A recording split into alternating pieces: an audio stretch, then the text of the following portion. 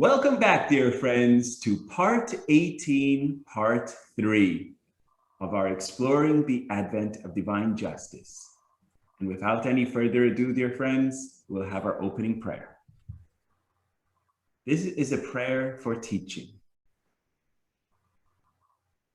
Thou knowest, O God, and art my witness, that I have no desire in my heart save to attain thy good pleasure, to be confirmed in servitude unto thee, to consecrate myself in thy service, to labor in thy great vineyard, and to sacrifice my all in thy path. Thou art the all-knowing and the all-seeing. I have no wish save to turn my steps in my love for thee towards the mountains and the deserts, to loudly proclaim the advent of thy kingdom, and to raise thy call amidst all men. O God, open thou the way for this helpless one. Grant thou the remedy of this ailing one, and bestow thy healing upon this afflicted one. With burning heart and tearful eyes, I supplicate thee at thy threshold. O God, protect me from tests. Thou knowest full well that I have turned away from all things and freed myself of all thoughts. I have no occupation save mention of thee, and no aspiration save serving thee.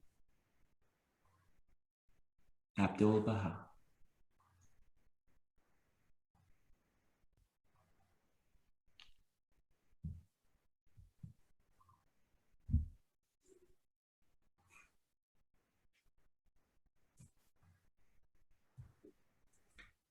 Very good.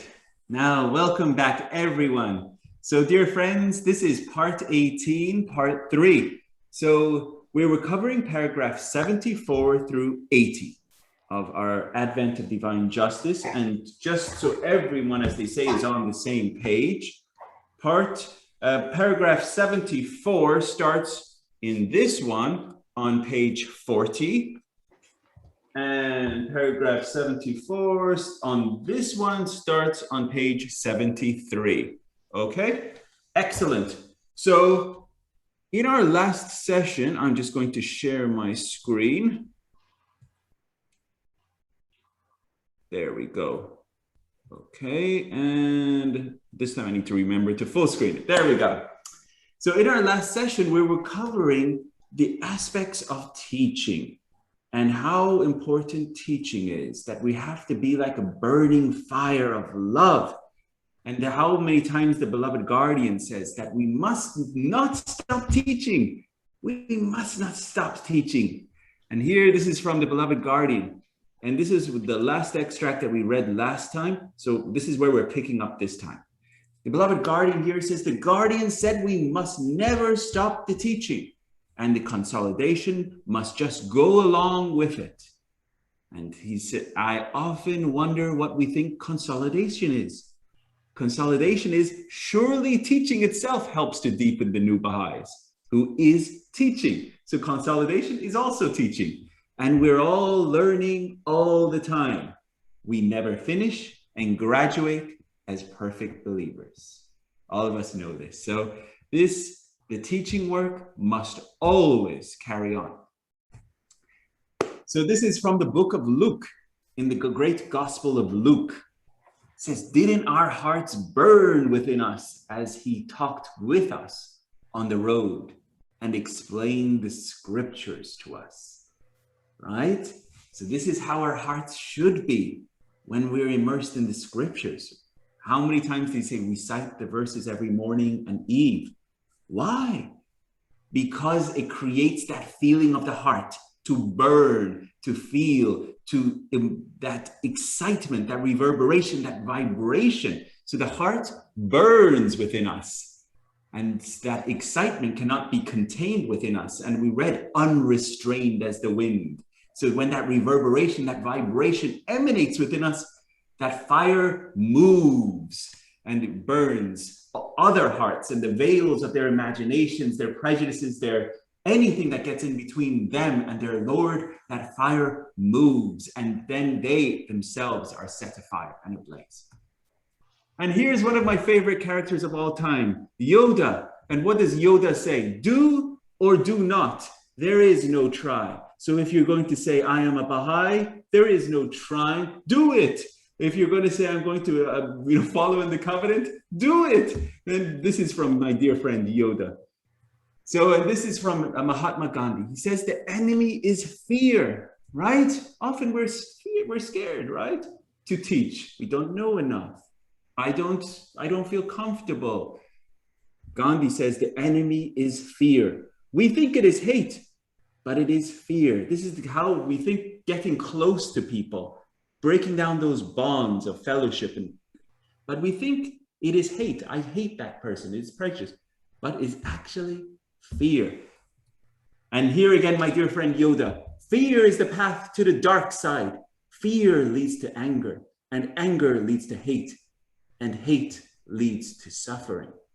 We need to stop this fear. We have to be courageous, right? Courage is the opposite of fear, because fear leads to the dark side. And we talked about these dark forces, right? It's interesting how Yoda has so much wisdom, and it's not a coincidence, because that is actually part of the script of the Star Wars and sagas.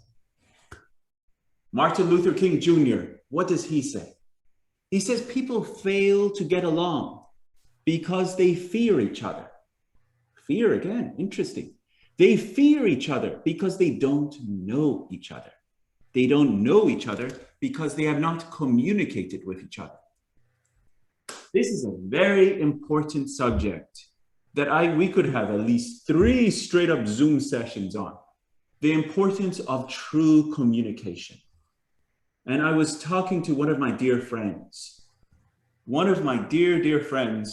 on how things such as these things and text messaging and all these supposed advances in communication has actually weakened our levels of communication. Our conversations have become weakened. There's no more heart to hearts.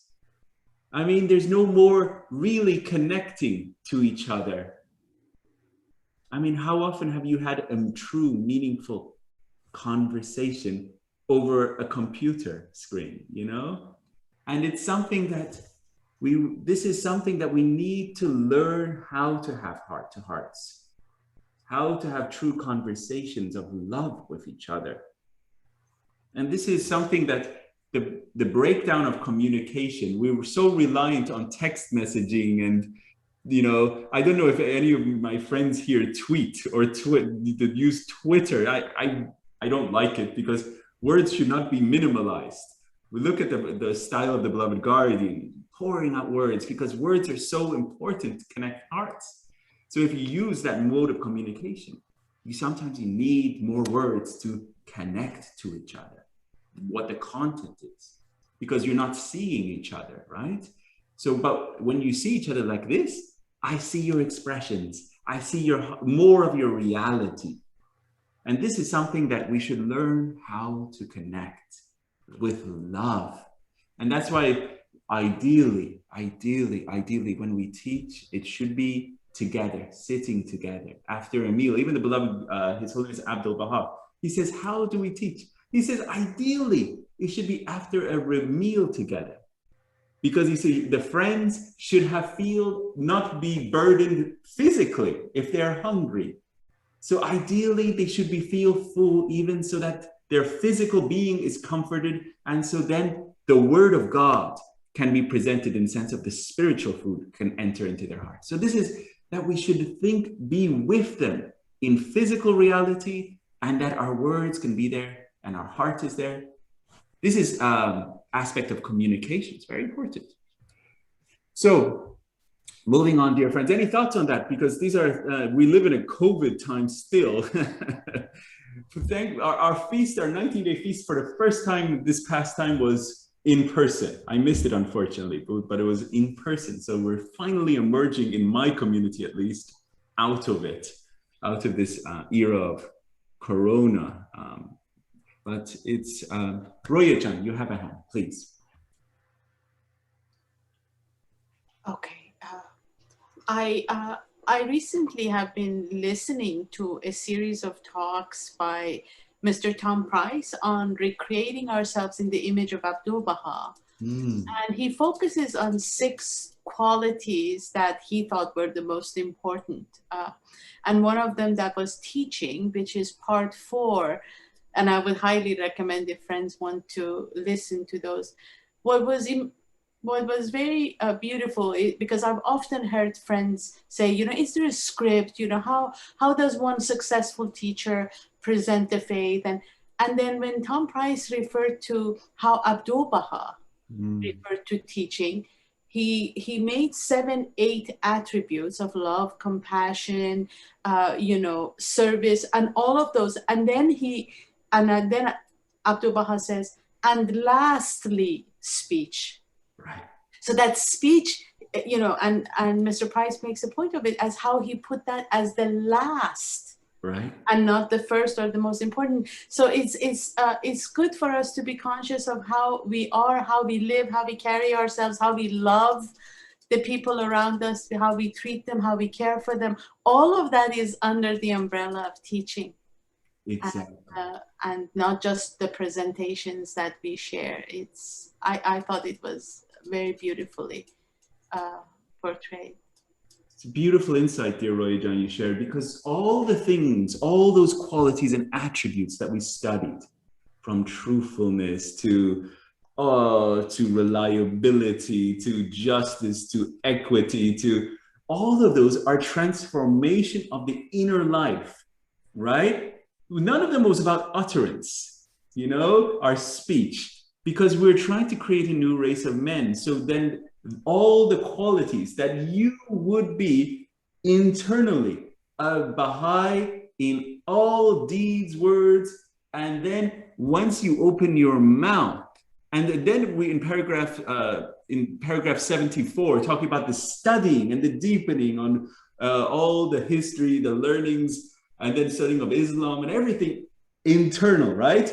So then when you open your mouth, not only are your character is refined, but your mind is refined. And it's polished because you've been polishing that mirror. So once you open your mouth, it's light upon light. And that, as dear Roya-chan very correctly said, is the last thing, but it is the ultimate thing. It is the purpose. So you're working and working to bring that out.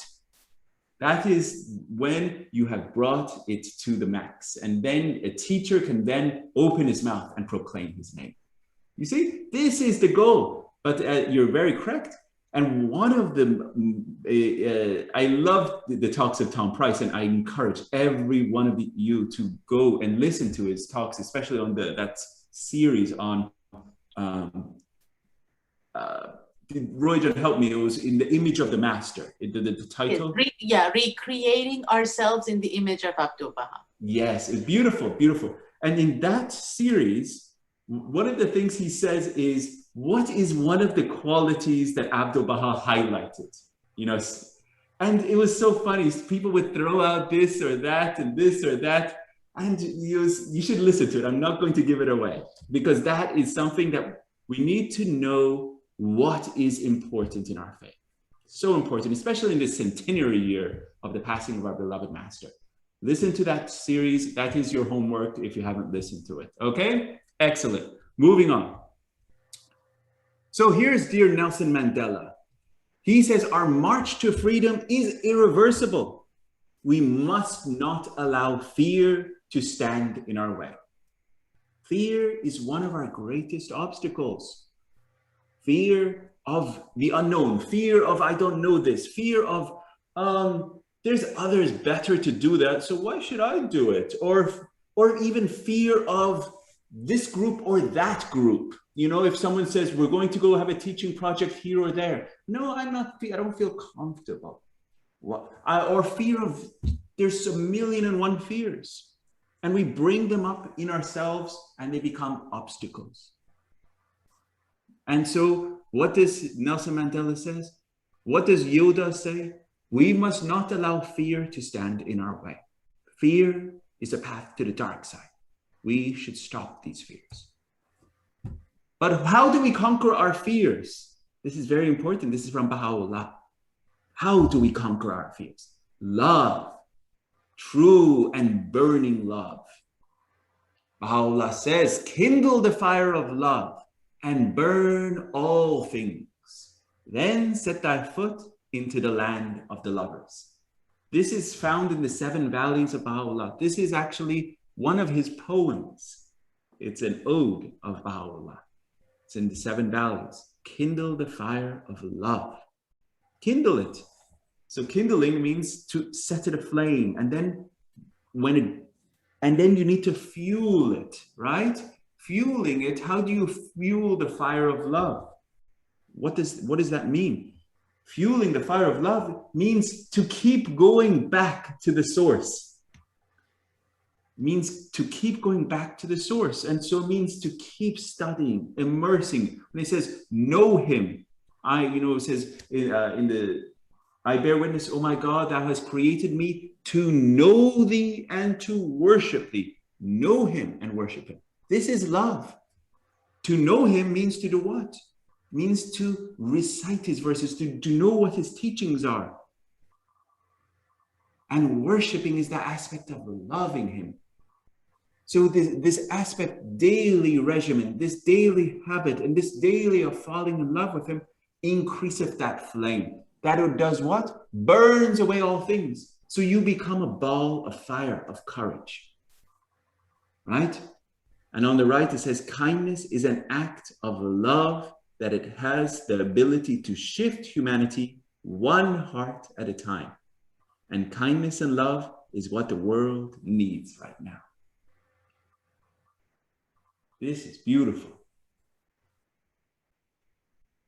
And this is from Rumi.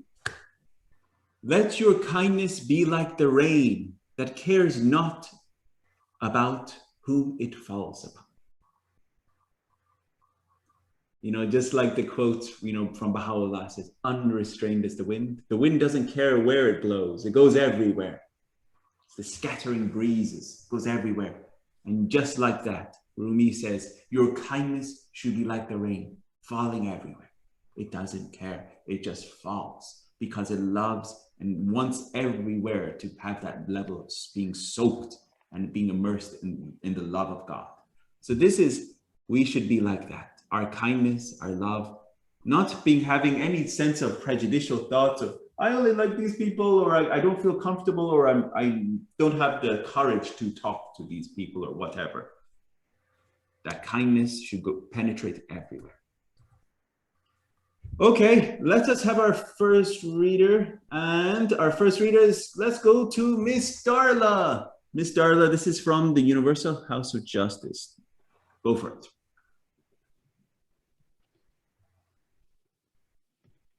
The friends likewise are in varying degrees aware of the repeated exhortations found in the writings of our faith, that divine confirmations are dependent upon active pursuit of the teaching work.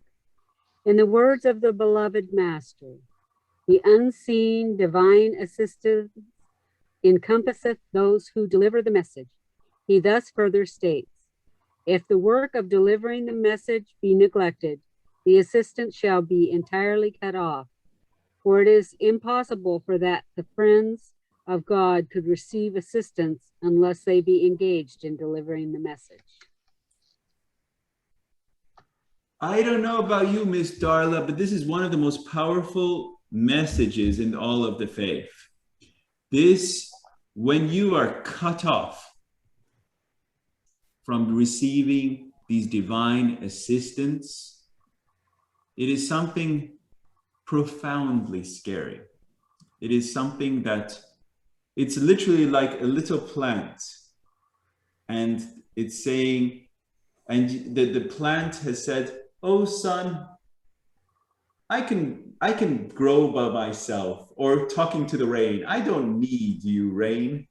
I can grow by myself, but the rain, just like that aspect of Rumi, everywhere it pours. But when you do not do as Baha'u'llah has bidden, which means to go teach and open your mouth and utter, teach. And if you fail in that aspect, that ordinance, it says you get cut off.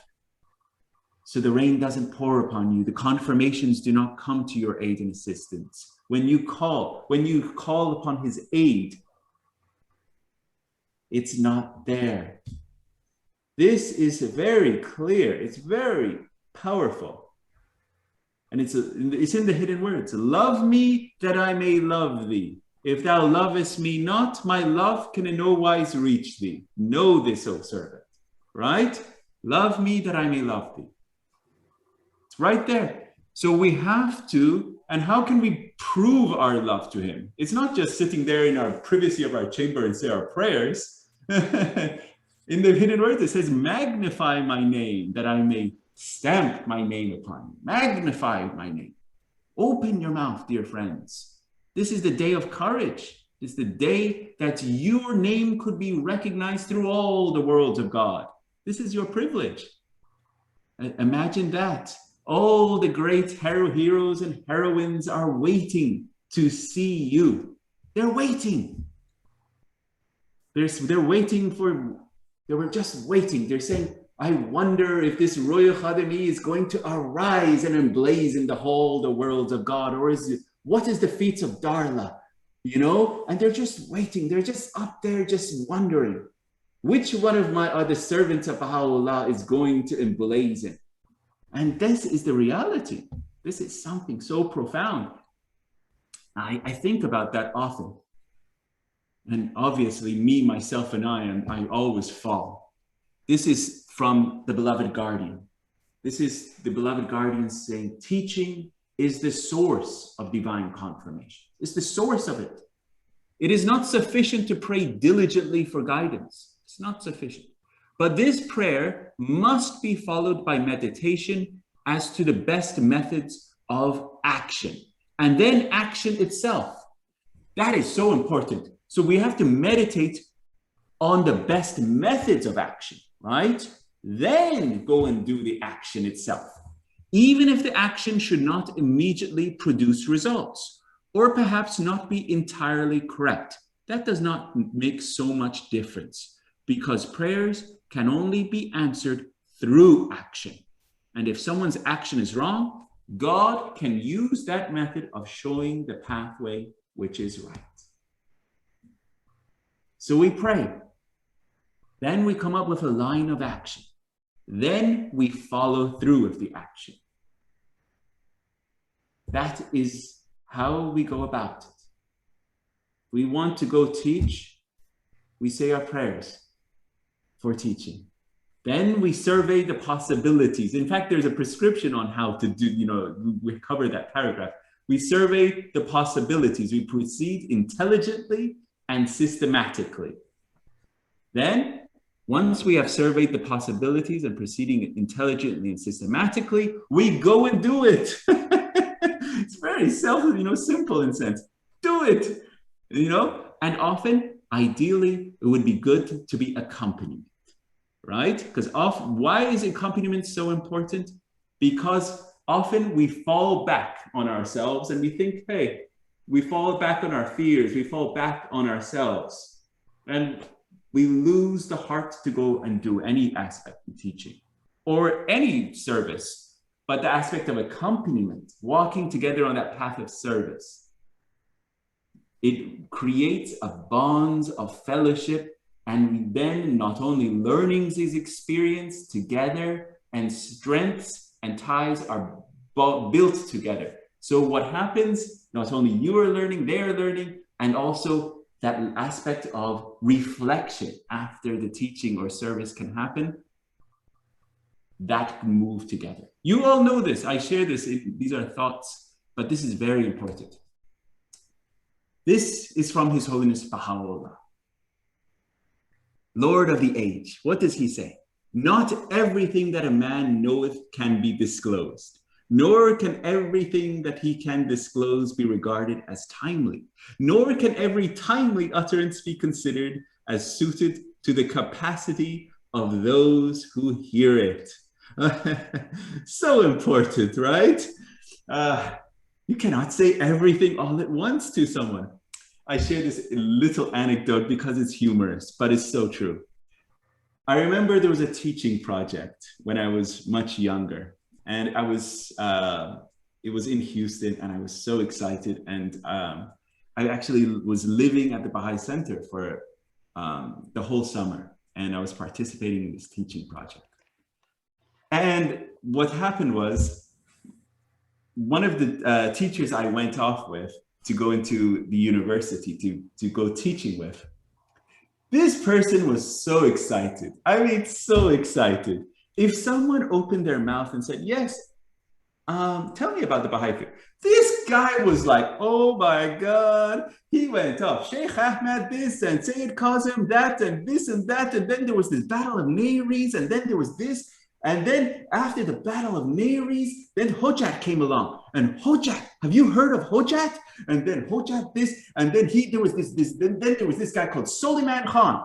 Oh my God, Suleiman Khan. He had the holes in his body, and there was candles. Oh, you know, not everything is timely. So there I was like, oh my God, what is this guy saying?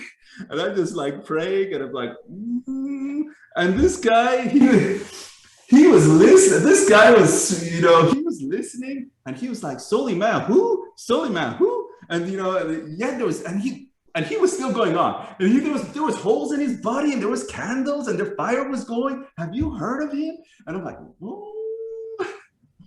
And then I was like, okay, time to move on to the next person. I think this guy is not going to get the message of Baha'u'llah. So there is, I told you that story in All Faith and Love, you know, but there is many approaches to teaching this cause. That is one of them, and that I don't think is appropriate generally, unless the person asks on the history of the faith specifically. Okay? And even then, it should be in not a fire hose. It should be gentle. The approach should be gentle and loving. And it's the beloved, His Holiness Abdul Baha says the approach should be like presenting honey, and it should be a gift. Our hearts should be so aflame, but we should not throw the fire at someone and set them afire in that sense. We should present them with the choicest fruits and gently. But first, how do we do it? We should hear what they want. This is very important. Often we come with a prescription. Okay, I'm going to first start off with the history, and then I'm going to go through this and that. And then I'm going to start off, then maybe if I get through all the history, and it's a long history. It started 1844, and then it went all the way to, you know, Baha'u'llah declared 1863. And then there's this period called Abdul Baha's ministry. And it started from, this point to this point, 1844 to 1921. Oh, and then there's this guy called the Guardian. And I'm not sure what he's guarding, but then he's the Guardian. And he has a ministry, and it goes up to 1957. And then there's a custodian of the ministry of these guys called Hands of the Cause of God. You know, I've heard all of these people teach like this, so I may sound humorous, but I've heard it. And the approach to teaching is so important that we should refine it, okay? I say these things in level of humor, but I want you to understand that the approach is just as important as the message. The approach is just as important as the message, because how you convey this message should be like an art form. It is an art form. If you want to pick up painting, often even how you hold the brush, what colors you choose, how much you put it in the paint, and how the brush strokes happen on the canvas. Teaching is an art form, and it needs practice. How much do you give and how much do you receive? And before you even pick up which color or choose which color, you should be listening to the canvas, because the canvas will actually tell you what paint should hit it. You follow? Because you should listen to their heart. That is how to teach, because Abdu'l-Baha listened to their hearts before he even opened his mouth. And that's why dear Roya Jan was so astute when she was listening to the presentation of dear Tom Price. He said utterance and speech was the last thing, because by God, Abdu'l-Baha was a great listener, because he was listening to their reality. And this, and especially with our dear African-American brothers and sisters in the message of July 22nd and the message Forging a Path to Racial Justice, it says we have to become great listeners to be able to connect to the hearts, to have great conversations, to be able to enter into paths of communication, of racial justice. So we have to work on our listening. So we don't just open up and say, yeah, there's a thing called oneness, and we're all colored. We know Baha'u'llah said not to be colorblind, or say things that are, is in the writings, but are actual microaggressions. You follow? So this is the reality. Listen to the heart and understand what you are saying. It's very important. These are things that we need to become better at, right? So teaching, so important. And this is from Abdu'l-Baha. It says, and this is how to teach: with an eloquent tongue, a ready pen, goodly character, pleasing words, righteous ways and deeds. Right? Goodly character. So it gets reflected. And so when that person is talking, they were like, yeah, I actually believe this guy, because his words are reflecting in his actions and reflecting in his deeds. And he's not just all talk. So this is pleasing words, righteous ways and deeds, and an eloquent tongue. So if all of these are encapsulated in the person, the exposition comes off in a way that will penetrate the heart. And I pause here for 2 seconds. All that aspect of studying, paragraph 74, because this is all the section of study, deepen, read. We cannot call ourselves, in the sense when the watchword of this cause is, does anyone know what the watchword of our cause at this point in this day and age? The watchword, we talked about it, the watchword. I can't recall at the top of my head which paragraph it was, but the watchword of the cause. Does anyone recall? Freedom from racial prejudices. This is the watchword. And at the top of my head, I think it's paragraph 6, it's 70. I'll find it. I'll send it to the whole class. But the watchword is freedom from racial prejudices, right? Now, if that's the watchword, and that's the paragraph where the beloved guardian says, in this space or that space, in your private space or in your social space or your work or your home, he pretty much hit it home everywhere, right? And he says the watchword is freedom from racial prejudices, right? If that is the case, we need to be masters on this subject. And when the beloved guardian is saying, study the cause, study the history, study the tenets, study the teachings, study Islam because it's the background to our faith. But if the beloved guardian is also saying freedom from racial prejudices is the watchword of our cause, that is another subject that we need to study in depth, because there's no way that we and this is also from the National Spiritual Assembly, a recent message, that we have to study the history of African Americans. And I also go forward and study the history of Native Americans, because this is coming up in our section and also in call to action, that we need to be well versed, because there's no way that we can come and have meaningful conversations if we don't know anything. Yeah, there was I remember there were some planes flying over some city. It was a long time ago, and I think they bombed it. I don't remember where it was, but yeah, I think I saw some documentary about it. No. That's not right. You should know there was a Greenwood 1921 Tulsa massacre. You got to be well-versed, people. You know, this is our history. This is so important. If you want to connect hearts, what happened? And it should be so meaningful to you and impactful to you that you know the history. I cannot say it any straighter than that, because teaching is not just about this cause. Teaching is about connecting hearts. That's what it is. It's connecting hearts. And that's what Abdu'l-Baha was. He was a connector of hearts. So our suffering, their suffering should be our suffering. If they suffered, we should be able to connect to their reality. And so if we want to connect to their reality, we also have to know their suffering. It's called empathy, compassion, empathy, compassion. Their suffering is our suffering. So we need to know their history. That's important. That should be part of our curriculum, as they say. Our Baha'i curriculum is knowing their reality. Okay, that was a long speech, but I wanted you to understand how important that is. Teaching the cause of God is not only through the tongue. And this is what dear Roy John said, not only through the tongue. It is through deeds, a good disposition, happiness. Oh my God, this is the thing. I don't want to take that one away, but this is the one that dear Tom said. Happiness, are you happy? You need to be supremely happy. Happiness of nature, kindness and sympathy, good fellowship, trustworthiness, holiness, virtue, purity of ideals, and lastly, speech. There you go, right?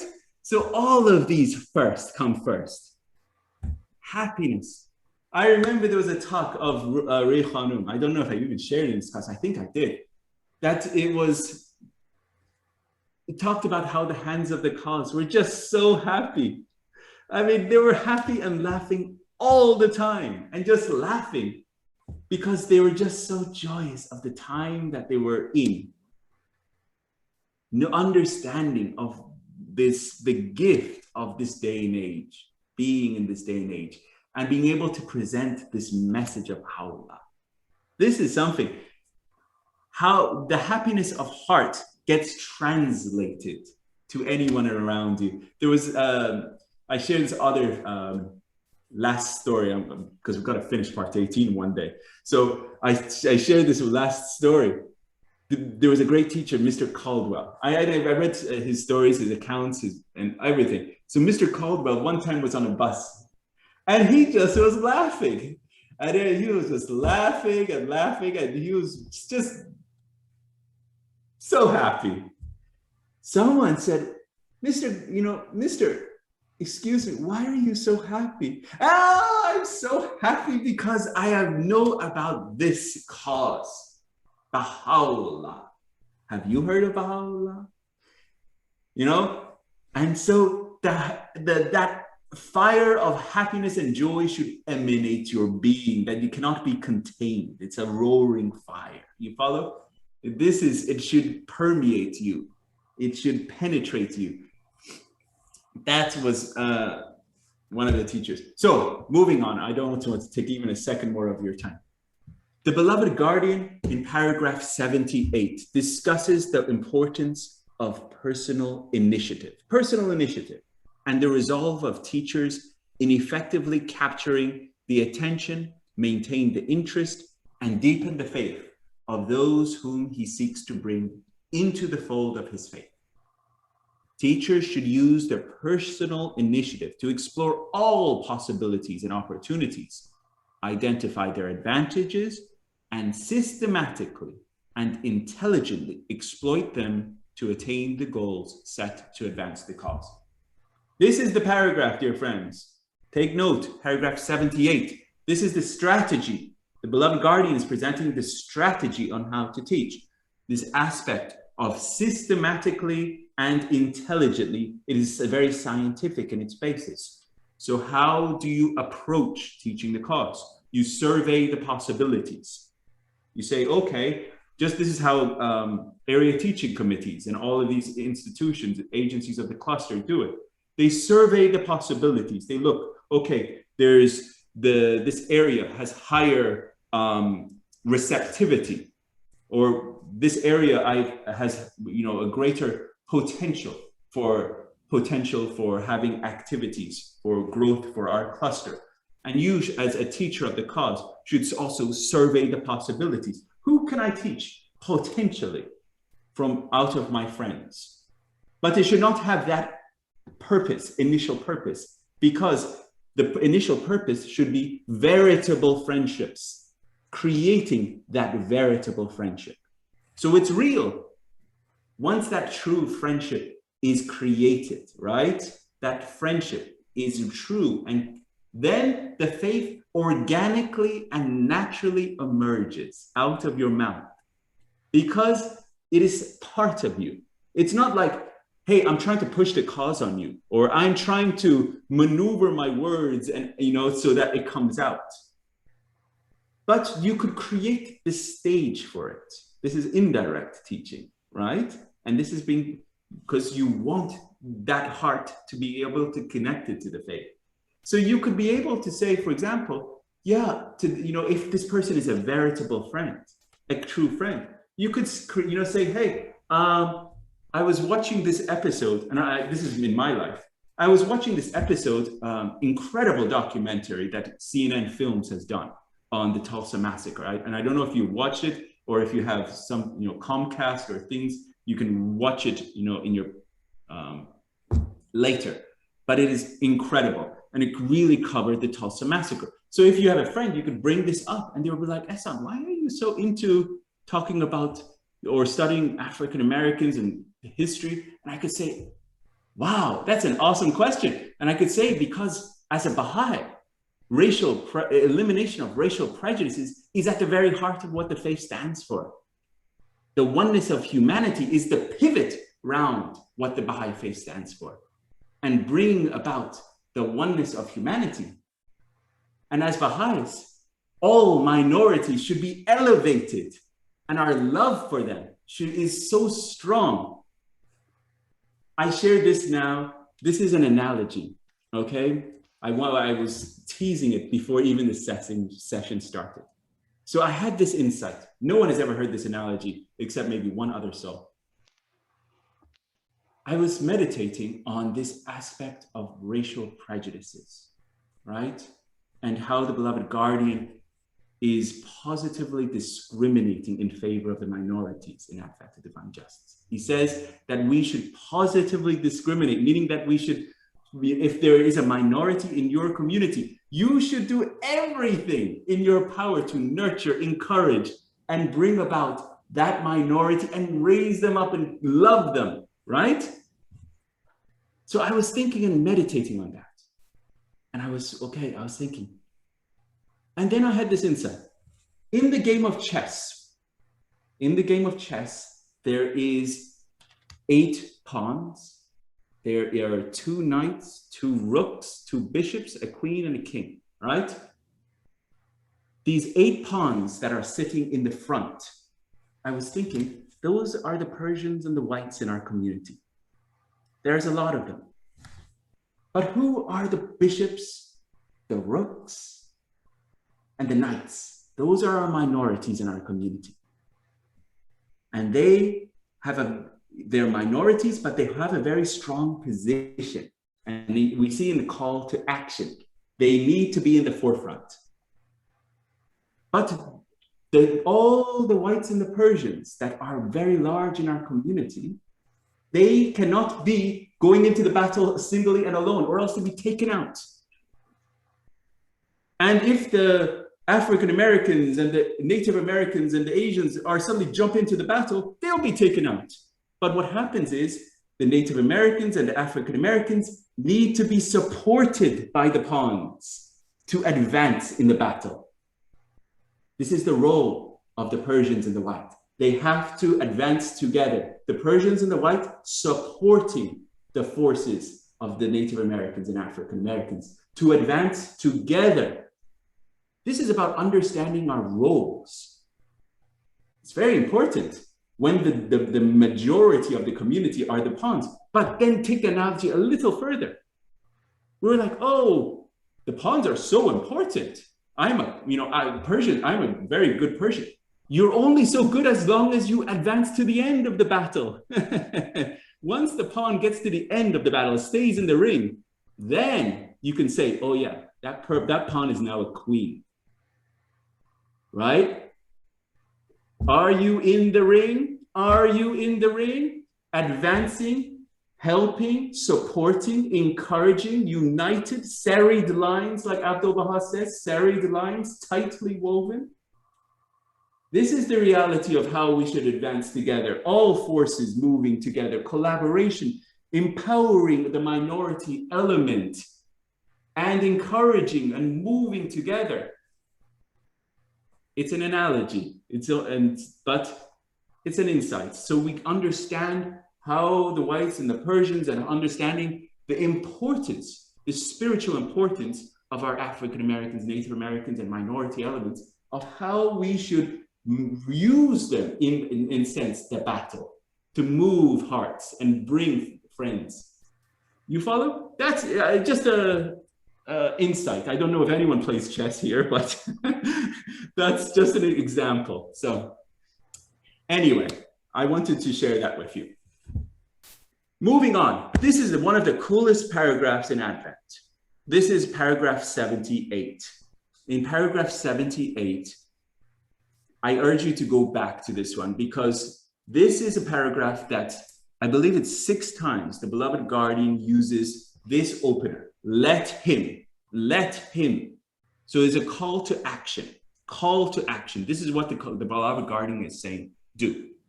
So he says, Shoghi Effendi suggested, but these are tangible and practical suggestions that he's saying that you need to do. The teacher should examine every option and find the most appropriate means of gaining the attention and interest of the people he meets. So our mind has to be focused on it, right? Our heart has to be focused on it. So we survey the possibilities, finding the most appropriate means for gaining attention and interest. Next, the teacher should contact like-minded organizations and offer to present lectures on topics that are likely to be of interest to them. Practical, right? Like-minded organizations. The teacher should maintain the dignity and the station of the faith, safeguard the integrity of its laws and principles, and demonstrate its universality and defend its interests. And the teacher should wisely decide on the best way to approach every individual seeker. I heard the talk, he said, there's as many ways to teach the cause as people in this world. We should not have a formulaic approach. We should have an understanding of the reality of the person that we want to present the cause to. Truly listen to their heart. That's so important. The teacher should introduce the seeker to the community and get him involved in local activities. And this is only after a certain time. Sometimes our communities are not even ready for the seeker. And this is another reality, because our communities still may have prejudices and other problems, and we have to understand where our seeker's reality is at, because sometimes when we introduce them into certain spaces, we could actually be hurting them. It's literally like you're taking a little, plant that has just started growing, and you might put it into a soil that is just going to harm it. And yeah, I don't want to get into that subject too much because it's quite sad. But we have to be very cognizant of what spaces we introduce our fledgling Baha'is into. And this is the task of teaching a soul is not complete until the latter arises independently to teach other people and follows the laws and teachings of the faith. So I gave an analogy, I think a few sessions ago, about as the little tree starts growing and growing and growing and maturing, eventually that tree will start bearing fruits and giving off fruits. That's at that point, that new life form is now an independent teacher of the cause. And that's when you could say, okay, I'm going on to the next soul. I'm now going to go teach someone else in that sense. You follow? You cannot just say, oh, I presented, the message to this person, and, I leave him to him, herself, or herself. No, it takes that level of nurturance and working of that person, continuing to spiritually feed that person and be a veritable friend to that person till that relationship, connection, and heart blossoms. Cannot just present the gem and say, hey, here it is. Now it's all upon you. No, that's not how to teach the cause. Okay, now let's get another reader. Let's get my dear friend, Dennis McGregor. Dennis McGregor, you're up. So this is on the two different styles, direct teaching and indirect teaching. Go for it. Okay. The beloved guardian counsels teachers of the faith to consider the degree of his hearers' receptivity and decide for himself the suitability of either direct or indirect method of teaching. Shoghi Effendi provides some clarification and other messages on what he means by direct and indirect teaching, as well as deficiencies and advantages of each approach. Direct teaching is a process of sharing with people the life and revelation of Baha'u'llah as the latest manifestation of God, the promise of all ages, and the latest stage in the unfoldment of the eternal covenant. Social teachings might be mentioned during direct teaching. They are described as intrinsic elements of the revelation of Baha'u'llah that can be used for indirect teaching or learned after acceptance of the faith. So again, excellent reading, dear Dennis. So this again is practice. This is practice. And to know and understand which presentation style is required. And we should not all fall into the habit of only presenting one style. You know, in the sense, I'm only comfortable with indirect teaching, but that heart may be yearning for hearing the message. And once he hears it, may suddenly, or he or she may suddenly, boom, and become a Martha Root, or become, you know, an Agnes Alexander. And that heart might suddenly become so inflamed, and you are preventing them from having that because of your own obstacle in the sense of picking and choosing. You follow? I'm only comfortable with indirect teaching. I will share this principle, and if I get around to it, I might eventually tie it to Baha'u'llah. You know? So we have to be able to know and understand this person I'm going to share with Baha'u'llah, and be direct, have confidence, have faith. Because as how many times has Baha'u'llah says, the moment you open your mouth, the moment you open your mouth and utter his name, the legions, the army of God is rushing to your aid. Oh God, that is so exciting. I love that point. And every time that is said, gives me goosebumps, you know, goosebumps, because so exciting. You open your mouth, they're just rushing to your aid with excitement because you are doing what you are told in this thing. That is something that we should pray for every day, to give us an opportunity to open our mouth. Yeah. The beloved guardian believed that the time was too short for indirect teaching. This is from the beloved guardian. He believed the time was too short for indirect teaching. In response to an individual believer, he states, the time is too short to spend years preparing yourself to teach by indirect approach. The world is ready for the direct message, and it would be much better to equip yourself to do direct Baha'i teaching. In another letter, Shoghi Effendi explains, the time is too short now for us Baha'is to be able to first educate humanity and then tell it that the source is this new wonderful, this new world faith. For their own spiritual protection, people must hear of the name Baha'i.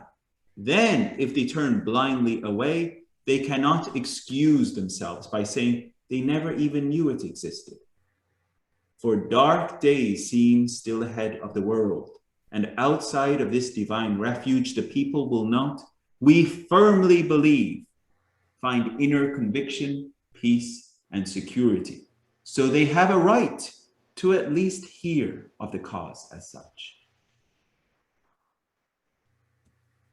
Yeah, I didn't share this part of a video. I remember last time I was sharing that video of near-death experiences.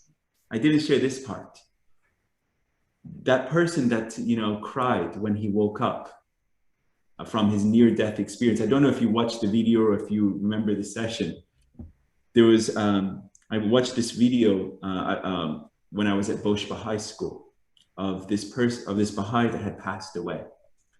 And when he awoke, because he had seen his whole life flash before him, and only the most pertinent moments of his life, whether it was serving or teaching, anything that was truly good was very vivid. All the other moments were fuzzy, not important. And he woke up and he cried for 3 days because he saw only very few vivid moments. And for the first time in his life, he saw that his life it was filled with fuzz in the sense. There was very few moments of true value. And then one of those moments that happened to be a fuzz moment that he could actually hear or see was a moment of one of his best friends talking. And his best friend came to him in that fuzz moment and said, "I thought you were my friend. Why did you not tell me about this message? I thought you were my friend. I have known you. Why did you not tell me about this message?" That was like, oh my God, you know, we are keeping this gem to ourselves. And we have to understand that this cannot be held on to us. We have to share it with anyone who comes across it. Really, we cannot hold on to it. We just have to be like that, unrestrained as the wind. Unleash it. And God will come to our aid. In paragraph 79, the beloved guardian Shola Effendi urges those who are involved in teaching campaigns initiated by the American Baha'is or have pioneered to the Virgin Territories to maintain close and constant communication with the agencies responsible for the teaching activities. The teachers and pioneers should use any available communication channels with those agencies to ensure that the teaching work and the teaching machinery of the faith is working effectively and efficiently. Not only should we have at the assembly level teaching plans, at the cluster level teaching plans, and at the individual level teaching plans. You follow? And at the national level teaching plans. So, and in the sense of cohesiveness, it all should be cohesive. The teaching work should be cohesive. So my teaching plan should be, if I am teaching, I'm teaching, that person should eventually be orchestrated into the activities of the cluster. Follow? So, and the teaching plan in the local level, as a local spiritual assembly, have teaching plans or a teaching committee in that sense, to have a focus on teaching, because that is their mandate. In the sense, His Holiness Abdul Baha says, teach, teach, teach. The entire focus of the spiritual assembly should be on teaching. And if it's not, then they should revise what they're doing. This is from Abdul Baha. So the entire focus should be on teaching. So if that is the reality, then the work of the local spiritual assembly should be on teaching. They should have a teaching plan. And it should be under also the cluster level. How can they support the activities and teaching work of the cluster? Then at the cluster level, they all have area teaching committees working in focus areas in neighborhoods. And then at the regional level, they have teaching activities. And then at the national level, they have the teaching plans. So this is how it is operating, but all of it should be cohesive. And the individual themselves should have a teaching plan. And then the family between husband and wife, or They should have a teaching plan together. This is the reality of how to move. So this is about communication, that you should be in constant communication with the agencies. Each bosom must be a telegraph station. I love this writing about the law. Each bosom must be a telegraph station. One terminus of the wire attached to the soul, the other fixed in the supreme concourse, so that inspiration may descend and questions of reality be discussed. Then opinions will coincide with truth. Day by day, there will be progression. Isn't that cool? One side connected to the source, the supreme concourse, and one side connected to your heart. Constant communication with your Lord through prayer, through meditation, reciting the verses every morning, through that obligatory prayer, through when you're reciting the verses every morning and evening, you're meditating on the creative word. So that creative word has that regenerative and impulsive power to energize you. When we read the writings, it should be energizing. The beloved guardian says, never, I categorically again say, never read the writings when you are tired. Never read the writings when you're tired. And why is that? Because if you are tired, if you are tired, not only is your mind not here, but your heart is not in it. You should be energized when you should be reading the writings. You should be excited. It should inspire you, uplift you, take you to new ideas and thoughts and inspirations. But if you're tired, your mind, your physical reality, this body cannot absorb it. This is the wisdom of the master. Any thoughts, questions? Good? When you are in a hurry, also you can't pray because you are not concentrated. So That's you have to right. fast away. And then, most of the time when you come to the teaching, the problem that we are facing is between the followers and the believers. Most people are the followers and only few people are the believers that know the scripture very well. That's right. That's right. So it is a hard time to the believers, but the rest of them they don't care that much because they're not interested about religion, and then they don't care. So they promise today, tomorrow they don't show up. It's very hard, but we try. That's right, dear Tesfaye. Excellent point, as always. Thank you so much. Yeah, it's how much, this is so important, is a point that dear Tesfaye made. It's very important in the sense of, it's almost in the sense of physics. How much you put in is how much you're going to get out. It is proportional. How much time, how much love, how much sacrifice, how much devotion are you putting in? And it's going to be proportional to your own spiritual growth. And the more love, the more sacrifice, the more devotion, the more everything that you put in. When you say your prayers, as dear Tesfaye says, are you rushing through it? I only have a few minutes. I'm going to, oh God, boom, got my prayer done. Recite the verses every morning and eve. Done it. Check mark. Brownie points. Count it. That's not how you do it. No. No. This is not how to get your brownie points. And this whole thing is not about brownie points. There was, my little one was like, Daddy, I said my prayers this morning. I said them. God, oh God, did you hear him? I was like, no, that's not how it works. The prayers are not for him. Let that be clear. He's not checking off, did you do your prayers or not? That's not on his agenda, as they say. They are for us. Everything in this cause is for us to be an agent for the creation of this kingdom of God on earth. Okay?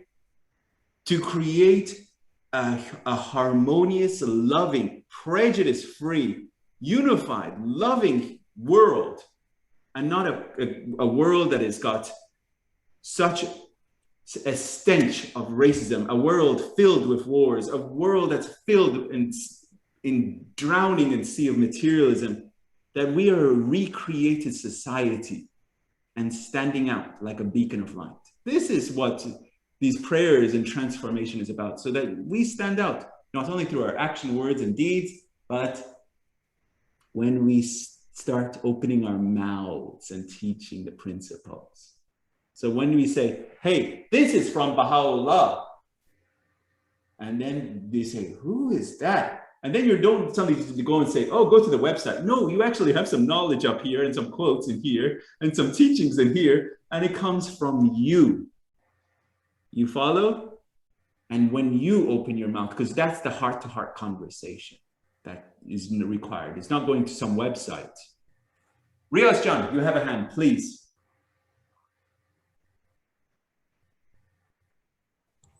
Thank you. Thank you so much for this. These paragraphs and these slides. It seems to me, well, when the beloved guardian, Shoghi Effendi, uses the word systematically, this is a very modern word. And also he uses individual initiative. This is also a current expression. My feeling is that the writings, the Bab, Baha'u'llah, Abdul Baha, Shoghi Effendi, and the Universal House of Justice, they are offering a whole, what can I say? A whole range of tools or methods or procedures or thought processes, meaning every type of organizational tool, every kind of organizational structure, starting from the individual's inner self to his acquiring virtues, the prerequisites, the community life, the deepening in the writings, prayer, meditation, systematic approach, collaborative approach. It seems that every conceivable method or process or system is being invoked that exists in the human world, is invoked by the cause of God to advance this revelation and to advance the mission. The mission of this revelation is to transform humanity. And to that end, every kind of organizational structure, every behavioral thing has been brought to bear on this mission. There's nothing that's left out, nothing. Yeah. So there's something for us to meditate on. We have everything at our disposal, everything. Yeah, excellent point, dear Riaz. Everything is at our disposal. The writings are targeted from the top to the bottom, as they say, from the individual to collective. Everyone has been addressed. And so, as a great point, dear Riaz John, this is a subject that needs to be meditated individually. Very good point. Thank you. Moving on, we're almost finishing part 18, so let's get through these last slides. In paragraph 80, the beloved guardian asks all those participating in the 7-year plan to make on every available occasion the mandate of teaching the all-pervading concern of their lives. So this is to every individual current, not just talking about the 7-year plan. Should be the all-pervading concern of your lives, your daily activities and contacts, your journeys, whether for business or otherwise. your holidays and outings, every mission they may be called upon to undertake should be, it is teaching, the work of teaching should be an all-pervading concern of your life. It says every bearer of the message of Baha'u'llah should consider it not only an obligation, but a privilege to scatter far and wide the seeds of his faith. This is, I have a wonderful extract from Abdul Baha. And let me see, I'm going to pull this up 2 seconds. This is from Abdul Baha, and I have it right here. Let me pull it, because it's an extract. Yeah, here it is. This is from Abdul Baha. It's from Stories of Abdul Baha and Early Believers told by Muriel Ives Barrow Newhall to her son. Okay? It says, once in the early days, Abdul Baha sent an eager believer there to sow the seed, deliver the message. The man went, and 2 years later returned very discouraged. I have sown the seed. I have delivered the message through the length and breadth of India, and they will not listen. Not one single soul has declared his belief in Baha'u'llah. What shall I do now? And Abdul Baha said rather sternly, go back and sow the seeds. I did not tell you to gain believers. I told you to sow the seeds. So there you are, dear friends. This is what our job is. We are sower of seeds. We are proclaiming his message. We are spreading the seeds. And that is what we're called upon to do. So here again, this is from the beloved guardian. It is not enough for the friends to make the excuse that their best teachers and their exemplary believers have arisen and answered the call to pioneer.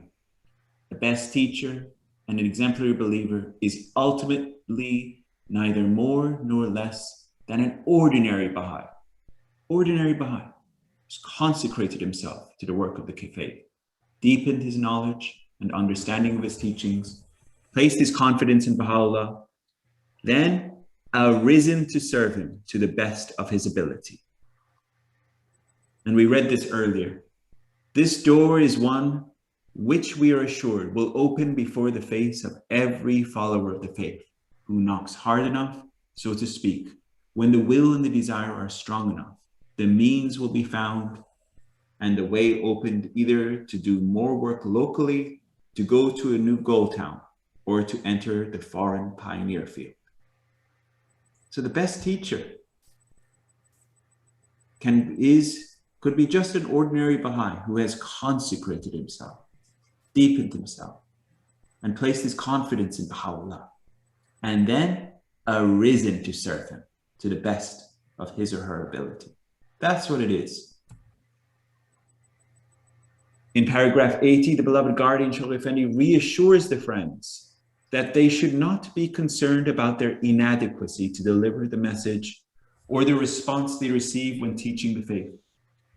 His Holiness Baha'u'llah himself will germinate the seeds they sow. So again, dear friends, our role is to spread the message. We are sowing the seeds, scattering the message. His Holiness Baha'u'llah will germinate the seeds we sow.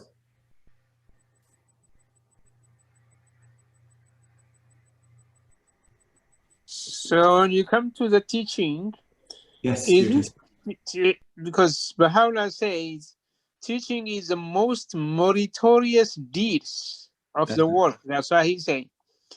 So that means, is it to be obligatory or just a privilege, or what's the teaching to be? It is both, dear Tesfaye. It is obligatory, meaning it is a requirement, it is a duty, it is a sacred duty, it is prescribed to us in Kitab Ahdas to teach the cause, but it is also a privilege and an honor to teach the cause.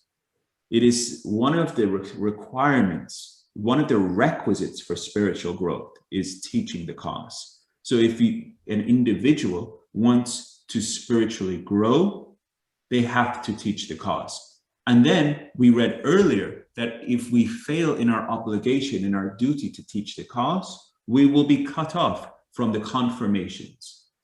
So it is an incredible duty that we have to do to be able to have that relation and that link to the confirmations of Baha'u'llah.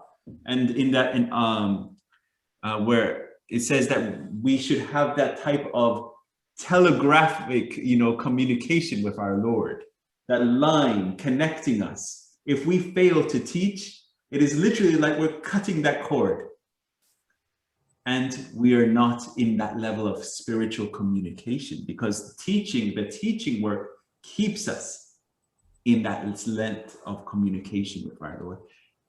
We all pray, right? We say our prayers. Whenever we're in a travail or distress or turmoil or anything, we turn to God and say our prayers. The efficacy of our prayers, the effectiveness of our prayers are only proportional to, are we following his teaching and ordinances? You follow. So if we are doing our teaching work, and it goes straight to that hidden word, love me that I may love thee. If thou lovest me not, my love can in no wise reach thee. So if we are doing as he wishes, he will respond in likewise, proportional. So if we're returning and saying, oh God, please help me this, help me that, he'll say, what are you doing for me? What are you doing?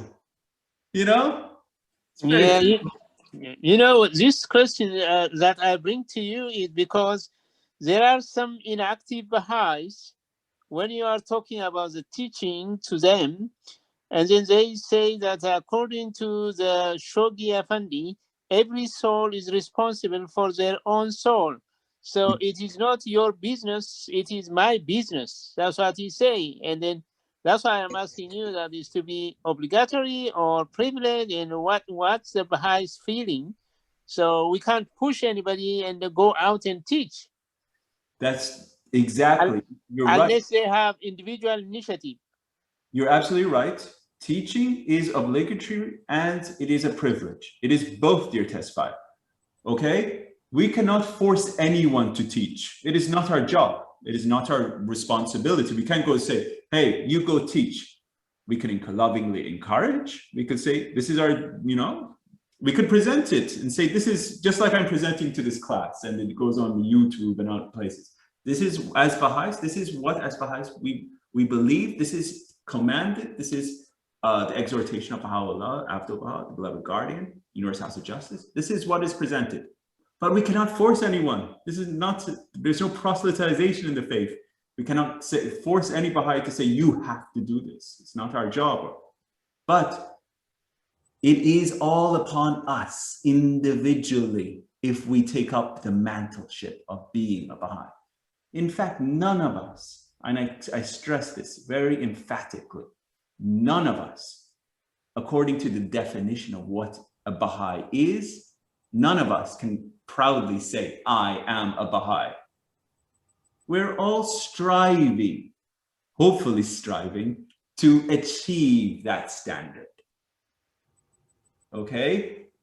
It is a lifelong process to work on ourselves internally, and then hopefully that translates into our external conditions, so that through our actions, we can start affecting change. But we should also not look to others as there's other Baha'is are doing, and there's a lot of inactivity in my community. So, what are you doing?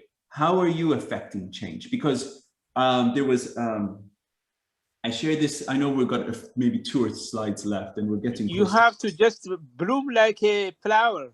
Yes, my dear Tesfaye, we're followers of the light, dear friends, followers of the light. So we got to keep our eyes on the light and not look around at the darkness.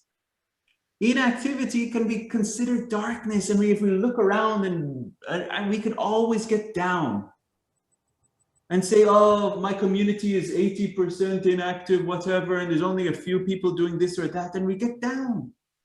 But what are you doing? Are you radiating with so much fire and love and burning so bright that you're through your intensity, you're energizing others? Through your intention, are you bringing hearts into the faith and into whether it's a study circle, whether it's a devotional, whether it's a fireside, whether it's this or that? What are you doing?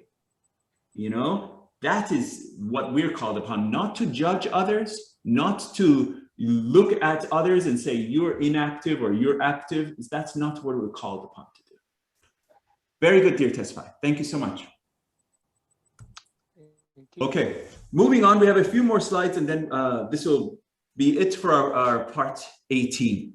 So in paragraph 80, the beloved guardian identifies opportunities that the teachers of the faith should seize in order to become more competent teachers and to encourage others. This is something, dear friends, I want you to understand. The beloved guardian, from the passing of Abdul Baha to the beginning of the first 7-year plan.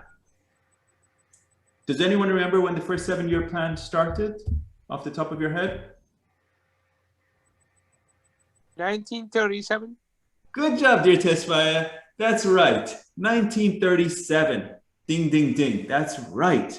So from 1921 to 1937, there were no plans. Okay. So from the passing of Abdul Baha to 1937 and 1938, December 25th, Advent of Divine Justice was written.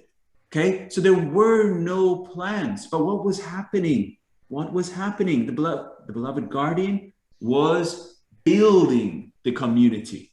And how was he doing it? He was writing letter after letter after letter after letter to the communities. But what was he doing? He was doing encouragement, okay? He was a master encourager. If you look at every single one of his letters, how does he end his letters? May the concourse on high lovingly embrace you, and may it circle around you, and may... I'm not saying this is how we should, write in our letters, but we should have so much love, so much encouragement, so much support, so much friendship and encouragement to each other. We should look to if someone is doing some good in a community, we should not compete. We should immediately praise that.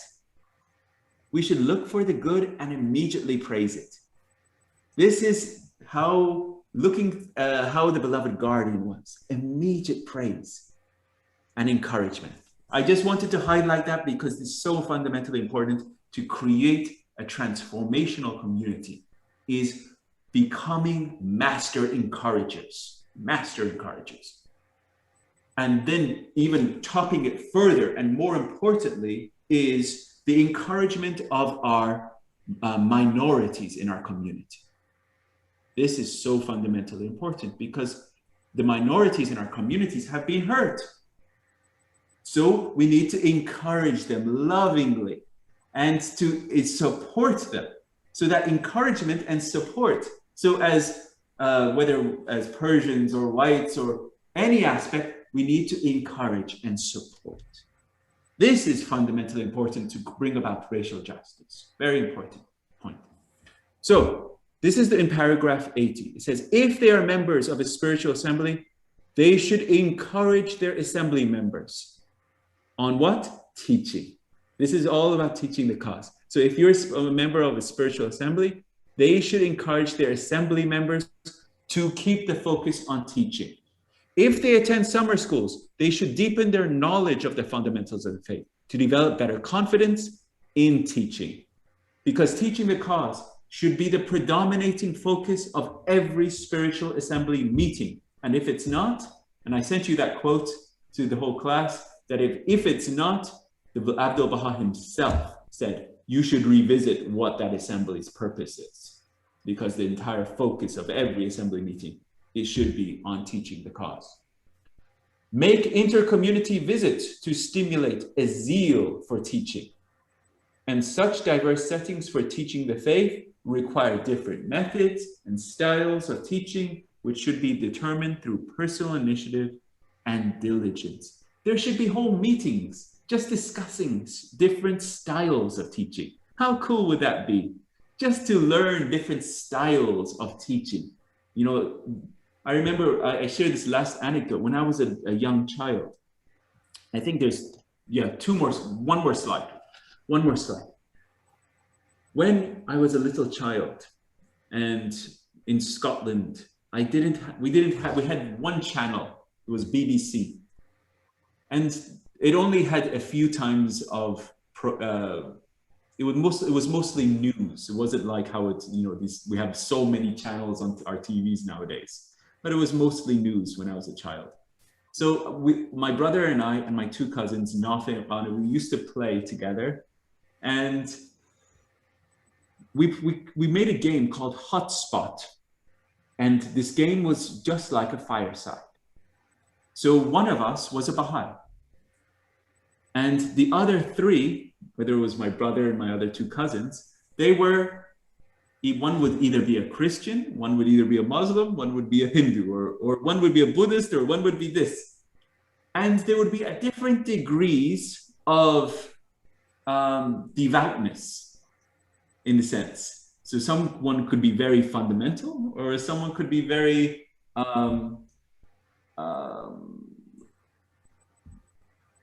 loose in the sense of a reformist Christian or something. So that they had, and one could be a Presbyterian or Adventist or one, and so we had to have a very solid understanding of what that person believed, and then a very solid understanding of what does it mean to be a Baha'i, and then also a very solid understanding of how to bring about the conversation so that it wouldn't be combative, and be able to bring about the harmony of conversation. So it would be universal principles in our sense of presentation.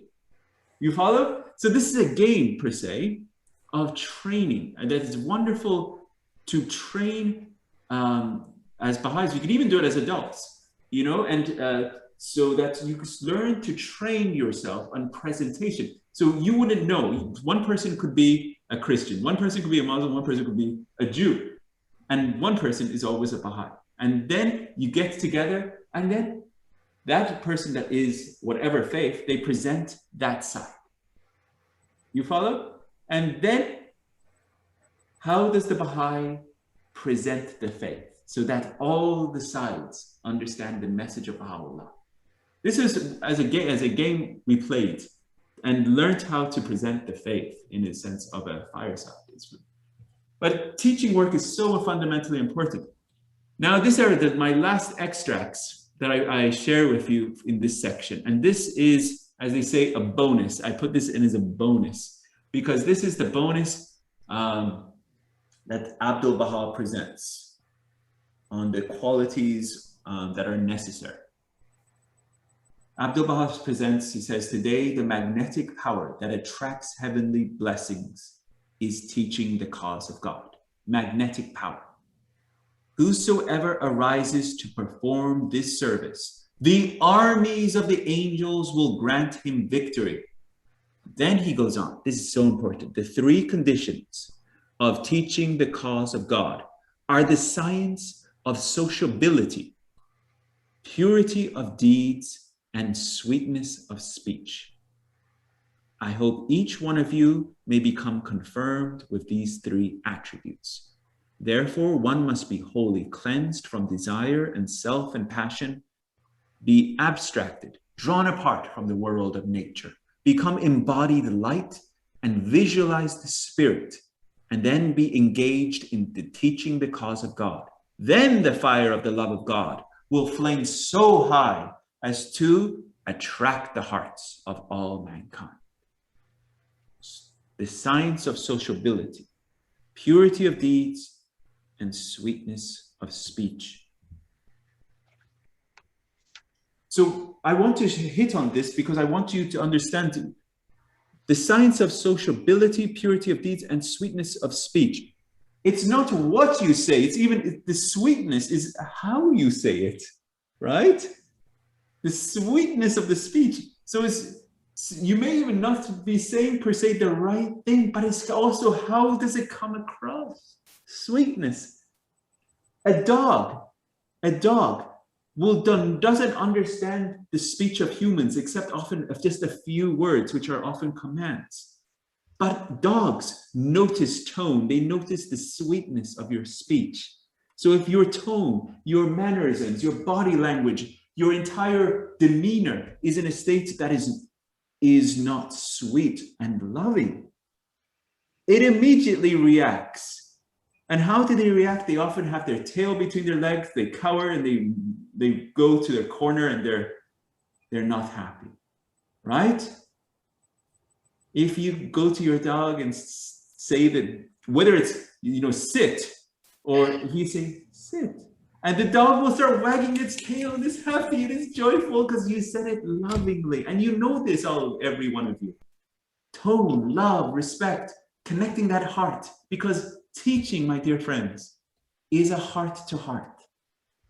That's what it is. It is love to love. So, and it's through purity of deeds. You know, when you say that about the science of sociability, right, is a lot of things is contained in this phrase. So you have to be purely from prejudice of any kind, and then love mankind, and you have to have the Baha'i identity, and all these qualities are to be, that's how to be socialized with any one of them, if you are really a true Baha'i. Otherwise, the rest of them is hand in hand, is connected together. You don't have deliver purity of deeds. You don't have a sweetness. You have to have all these things. Exactly. In combination. It's exactly right, dear Tesfaya. You have to have that freedom of prejudices. You have to have it. That's why it's a requisite. You have to have it. Because it's a science of sociability. If you're going out into the world and want to socialize, you cannot just, I only like these people. I don't talk to these people. I'm acting different to these people. The science of sociability is, as Baha'is, we had that quote from Yoda, the little green guy from Star Wars. Do or do not. You got to do it all. As a Baha'i, we are all in. This is, in the game of poker, all in. We're pushing all our chips in. This is what it means to be a Baha'i. Our heart should be in it. Every part of us should be in it. When it's the beloved guardian says freedom from prejudices, all in. That's it. Because the science of sociability demands it. If you want to be in going out and meeting people and in that reality, you have to free yourself from that aspect. You know this, my dear friends. But we're already 10 minutes over. And I know the hour is late, and this was our last slide of part 18. So there we are. So that section is finished. Next week, we're going to start on part 19, which is one of my favorite parts. And in this section, we're now going to be exploring enriching community life. And your homework, every one of you, is to read the recent National Spiritual Assembly's message, Call to Action, okay? Call to Action. It just came out, I think it was June 3rd. June 3rd, I think, off the top of my head. And it was, it's called Call to Action. That is your homework. Read it and reread it, because it's actually, a portion of it is actually in part 19, because it, in fact, Call to Action references Advent of Divine Justice. So it shows the importance. So I'm not going to give away what is happening in our focus in part 19, but you'll see it next week. And thank you so much, my dear friends. What a pleasure it has been. Another wonderful session. Any questions at this point? Okay, let us have a closing prayer, and wishing you all a wonderful week. Also, if any one of you want to be in this Saturday at 3 p.m. Eastern, we're having Van Gilmer be with myself and Hoda Hosseini. We're going to be having another one of these dialogues. It's called Keeping It Real. So we're going to have a very intensive dialogue on freedom from racial prejudices, and really the predominating question that we're presenting to him is what does racial justice mean to you? You know, so what does it mean? And so it's I want to hear his perspective, and we're going to reflect on racial justice. So it's going to be an interesting, and it's non-scripted. It's open forum, and that's how Keeping It Real is, just to have a conversation. So we encourage you. I'll send you the link if anyone wants to. I'll send it to the whole class. So if anyone wants to participate, it'll be an interesting space to hear from Dan Gilmer. He's the head of the Baha'i Choir at the House of Worship. So thank you so much, dear friends. Have a wonderful evening, and let's have a closing prayer. Glory be to thee, O Lord my God. Make manifest the rivers of thy sovereign might, that the waters of thy unity may flow through the inmost realities of all things, in such wise that the banner of thine unfailing guidance may be raised aloft in the kingdom of thy command, and the stars of thy divine splendor may shine brightly in the heaven of thy majesty. Potent art thou to do what thou pleasest. Thou verily art the help in peril, the self-subsisting Baha'u'llah.